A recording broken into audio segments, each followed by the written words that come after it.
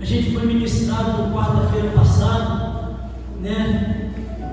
E quando a gente entende que Pedro andou sobre as águas, foi simplesmente por causa de um ato, por causa de uma palavra liberada. E a palavra que veio, 2 Crônicas 34.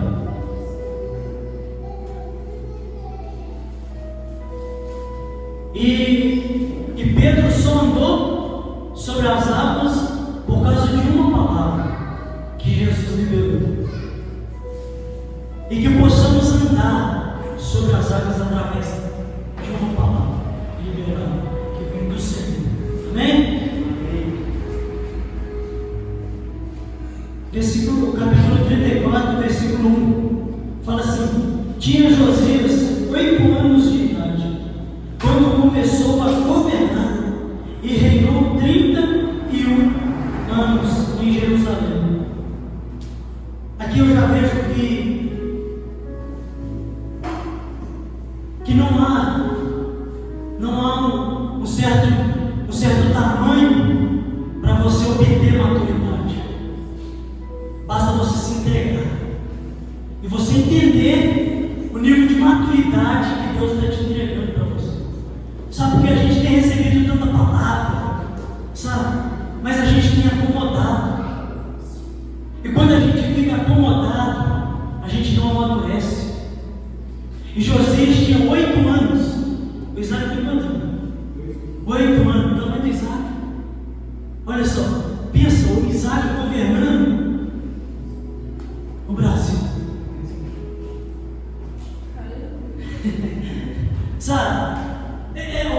Deus, quando olhou para Josias, ele falou assim: cara, esse menino, ele tem uma maturidade enorme que ele possa governar um país.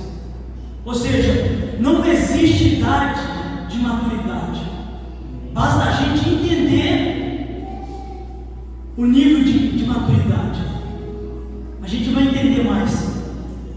No versículo 2 vai falar assim: Josias agiu de modo justo e sincero diante de Yahvé, o Senhor, obedecendo aos conselhos e orientações do rei Davi, seu antepassado e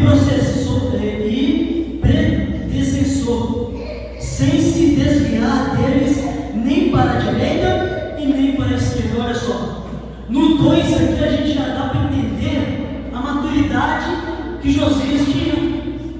Olha só, com 8 anos de idade, Josias agiu de modo justo e sincero. Olha só. Ah, Luizinho, quando que eu vou ter maturidade espiritual? Quando você agir justo e sincero de coração. Aleluia. A maturidade, mas eu tenho que ficar 10 anos na igreja. Não. Basta só uma palavra ser liberada e você ser justo de coração. E você ser sincero de coração para receber essa palavra e agir pelo amor. E depois eu vou falar assim: obedecendo aos conselhos e orientações do rei Davi. Ou seja, desde o antepassado dele, ele já tinha obedecido as orientações do rei. Ou seja, ele observava, ele queria saber como que Davi agia, como que Davi se entregava ao Senhor, como que Davi vivia, se entrega a Deus. E ele falava assim: cara, quando Davi abria a boca para falar, era doideira. Quando Davi escreveu os salmos, Davi estava no auge que ele estava se entregando, estava se arrependendo. Cara, eu quero isso para minha vida. E Josias olhava para trás, via as orientações de Davi e falava: eu vou seguir. Olha só. Quando, Luizinho, que eu vou ter um nível de maturidade espiritual? É quando você olhar para aquele que orienta acerca da palavra de Deus, aquele que te orienta diante da palavra de Deus, aquele que anda segundo os conselhos de Deus, aquele que tem uma vida entregue a Deus, aquele que é você olhar para ele e falar: eu quero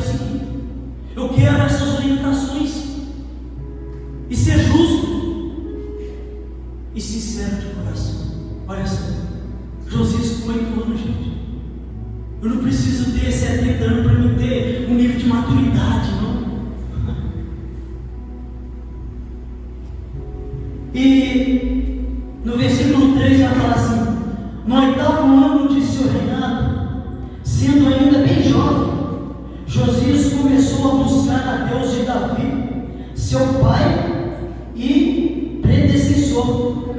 No 12º ano, deu início à reforma religiosa de Judá e Jerusalém, retirando os altares idólatras, os postes sagrados, as imagens esculpidas e os ídolos de metal. Olha só que doideira. Aqui vai falar que Josias olhou e falou: eu quero buscar o Deus de Davi. Davi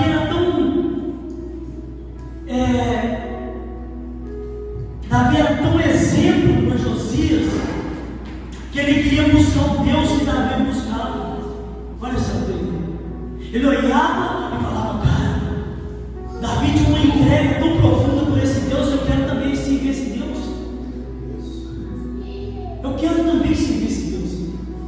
E quando ele olhava para a busca de Davi, ele falava: é isso que eu quero, é isso que eu quero ansiar por esse Deus. E foi onde, através disso, ele olhou e falou assim: cara, isso aqui está uma bagunça. Sabe por quê? Ele olhou e viu uma bagunça e queria fazer uma reforma naquele lugar. Foi o coração dele entregue, sincero. Ele olhava, recebeu aquele Deus que Davi servia e falou assim. Foi onde tudo abriu os olhos dele. Porque Deus, quando ele se entregou a Deus, porque a palavra fala que ele buscou a Deus. Então quando ele buscou a Deus, os olhos deles foram abertos. Ele falou assim: cara, isso aqui está uma bagunça. Vou fazer uma reforma nesse lugar aqui. Sabe por quê? Tem muita gente adorando o berço. Olha lá, vai ali, se chega aqui, que ajoelha diante do berço. Está adorando o berço? Não, vou acabar com aquele berço ali. As pessoas chegam aqui e ficam adorando o celular. Não, vou acabar com isso aqui. Peraí, é tipo isso. É os deuses que antigamente eles tinham lá em Jerusalém. E ele falou assim: cara, isso aqui não vai existir mais não. Sabe por quê? Porque todo mundo vai viver o Deus de Davi. Porque ele entendia o que Davi vivia diante de Deus que ele servia. Oh, isso é sobrenatural, gente.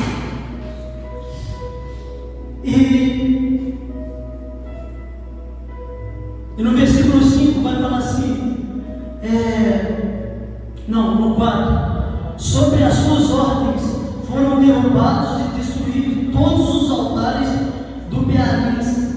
Além disso, ele pessoalmente despedaçou os altares para queimar de incenso a deusa, a Sera, que ficava acima deles. Ou seja, ele teve uma atitude. Ele simplesmente não ordenou para as pessoas: gente, vamos fazer o seguinte aqui. Como tem muitos deuses aqui, muitos deuses, eu não quero isso mais aqui. A gente vai seguir simplesmente um Deus, o Deus de Davi. Só que tem o seguinte: a gente vai quebrar tudo isso aqui, vai destruir tudo, esses deuses, tudo que está aqui. Só que ele olhou e falou assim: mas aquele Deus ele está muito chamativo. Ele está querendo destacar em todo mundo, peraí. Partiu para cima direito. Você não está entendendo. Sabe por quê? Sabe por que ele fez isso? É porque não há Deus nenhum acima do nosso Deus. E se há alguma coisa na nossa vida que está acima de Deus, seja você tomar uma atitude e ir lá e despedaçar isso que está acima de Deus, que está governando você. Sabe? É a gente acabar com os ídolos dos nossos corações, aquilo que está contaminando a gente e impedindo a gente de se achegar ao Pai, de se aproximar da presença do Pai.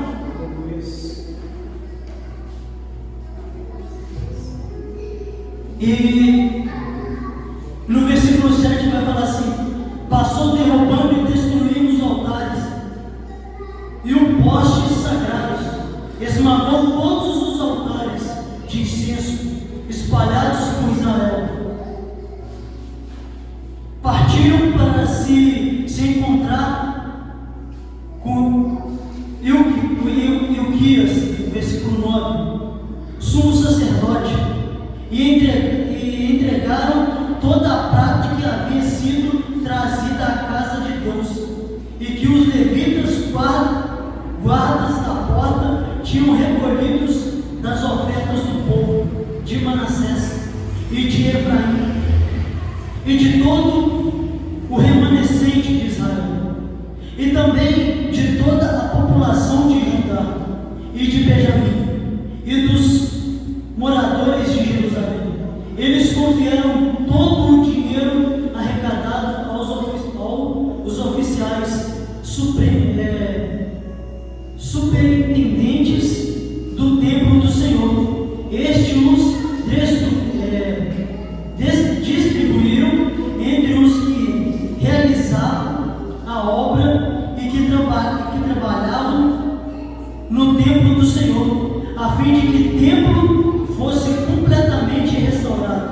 Ou seja, eles estavam realmente dispostos a acabar com tudo para restaurar aquele templo e deixar vazio. A gente vai restaurar esse templo ao ponto da gente entender que o único que vai destacar neste lugar vai ser Deus, e mais ninguém, e mais nada. Nada vai destacar além de Deus.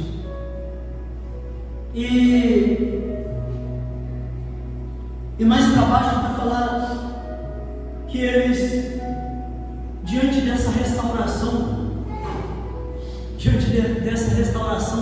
eles acharam algo valioso, tão precioso, que talvez hoje a gente tenha perdido. Vamos lá? No versículo 14.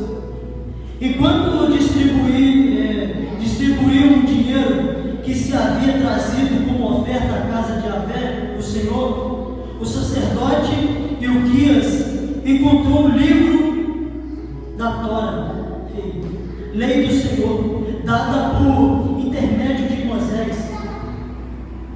Então Ilquias comunicou aos secretários Safã: achei o livro da Torá, lei na casa do Senhor, e entregou o livro nas mãos de Afã.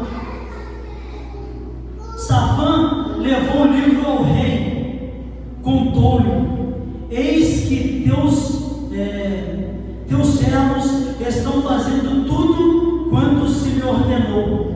Tomaram a prata encontrada no templo do Senhor e a entregaram nas mãos dos superintendentes e nas mãos dos que fazem a obra. O escrivão Safã relatou ainda ao rei: o sacerdote Ilquias entregou-me um livro. E Safã leu algumas partes da obra para o rei. Olha só, algumas partes só. Ele só leu algumas partes.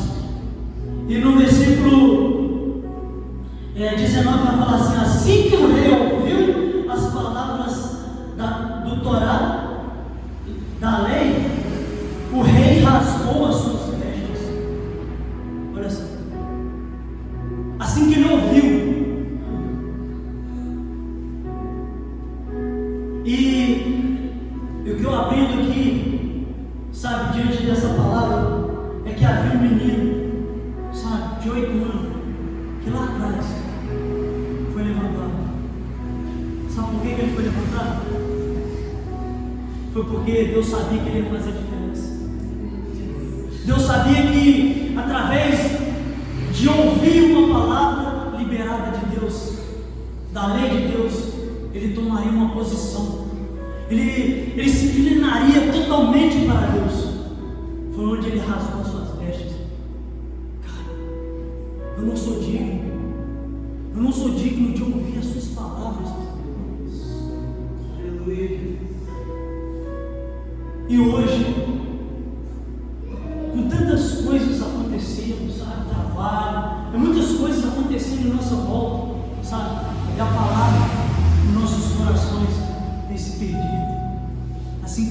estava perdida no tempo. Quanto tempo que essa palavra estava lá? Só que ninguém tomou posição de encontrar a palavra. Será que a palavra tem sido tão valiosa para nós? Realmente ela tem sido valiosa para nós? Porque tem tanta coisa, sabe, sujando o nosso ambiente, que a palavra tem ficado gelada, igual na casa de muitos, fica aberta lá, pegando poeira. Até quando a gente vai viver dessa forma?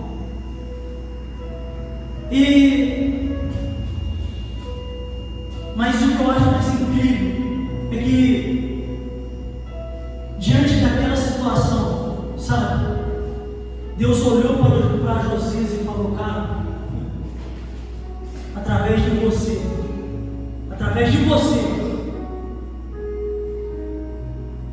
vai ver um remanescente que vive hoje, que tem sede da palavra, sabe, que tem fome da palavra, que anseia em ouvir a palavra, e que ao ouvir a palavra vai rasgar suas vestes em forma de se humilhar e se entregar a mim. Ei, sai daquele ambiente que te tira desse nível de intimidade com Deus, sabe? Talvez há muitos lugares que tem te atraído, mas é o que eu tenho vivido hoje. A presença de Deus é suficiente. A presença de Deus é suficiente para nos atrair.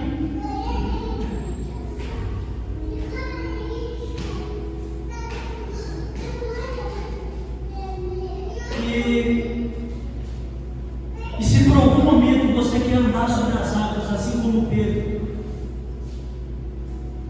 procure a palavra no seu coração, sabe? Não deixe que nada, nem sujeira, nem nada atrapalhe a palavra fluir no seu coração. Amém? Essa palavra que eu vim deixar aos irmãos, que a palavra de Deus, sabe, nunca suma do seu coração, e que você vem fluir debaixo de tudo aquilo que Deus tem liberado a você, sabe? Que Deus tem liberado uma palavra tão profunda sobre nossos corações. Mas será que a gente tem rasgado nossas vestes para se inclinar a Ele, a palavra dele? Será que a gente está disposto a ouvir o que Deus tem para nós? Amém? Vamos ficar de pé. Vamos pedir a Deus, né, para que Ele venha, através dessa palavra, sabe, venha colocar sobre os nossos corações a sede e a fome, sabe, sobre a palavra dEle, sobre a presença dEle, e que a presença dEle nunca suma dos nossos corações. Amém? Feche os seus olhos. Senhor, meu Deus e meu Pai, oh Deus. Senhor, assim como tem muitas coisas, Pai, no nosso dia a dia, meu Pai, oh Deus, implantadas sobre o nosso coração, sobre a nossa vida, Pai, oh Deus, que tem atrapalhado nós de procurarmos a Tua palavra, Senhor. Senhor, arranca isso de nós, Pai. Nos coloca num ambiente, Pai, onde possamos entender, Pai, que a Tua palavra é suficiente para nós, Pai. Oh Senhor, abra o nosso entendimento, Pai. Abra, Senhor, Pai, oh Deus, o nosso coração, para que possamos entender, Pai, o real motivo de maturidade que devemos ter em Ti, Pai, para que possamos fluir, Pai, para que outras vidas, Pai, reconheçam, Senhor, Pai, a Tua presença. Jesus, Senhor, nos faça amadurecer, Pai, espiritualmente, Pai, onde possamos entender, Pai, que a Tua palavra, uma só palavra, Pai, que sai da Tua boca, Pai,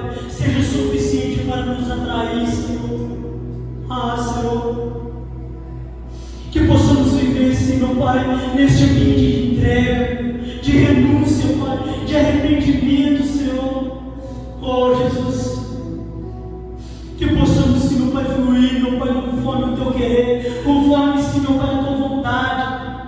Oh, Jesus, que o Senhor venha governar sobre nós, Senhor, ao ponto de nós não entendermos, meu Pai, que nós mesmos estamos indo em lugares, Pai. Oh, Deus, que só o Senhor nos leva, que só o Senhor nos guia, Pai. Ah, Senhor, pessoas, Senhor, Pai, ó Deus, ansiando em querer saber da palavra, e nós, meu Pai, sermos o canal de bênção sobre essas vidas, Pai. Oh, Senhor, por isso, Senhor, Pai, nos leva no nível de entendimento, Senhor, Pai, da Tua palavra, Senhor, onde possamos, Senhor, Pai, se entregar. Ah, Deus, oh, sim, Jesus, ah, oh,